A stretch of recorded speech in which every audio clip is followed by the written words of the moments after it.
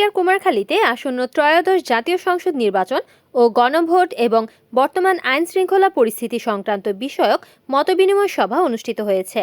শনিবার সকালে কুমারখালী ও খোকসা থানার যৌথ আয়োজনে কুমারখালীর আবুল হোসেন তরুণ অডিটোরিয়ামে এ মতবিনিময় সভা অনুষ্ঠিত হয়।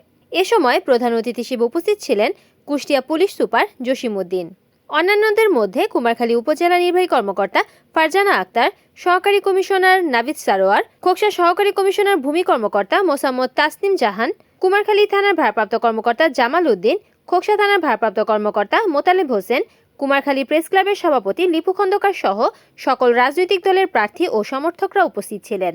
মতবিনিময় সভায় বক্তারা অবাধ, সুষ্ঠু, নিরপেক্ষ নির্বাচন উপহার দেওয়ার বিষয়ে প্রশাসনের নিরপেক্ষতা ও কঠোর হস্তক্ষেপ কামনা করেন। রিপোর্ট করেছেন কুষ্টিয়া প্রতিনিধি নাজমুল হাসান, NN টিভি।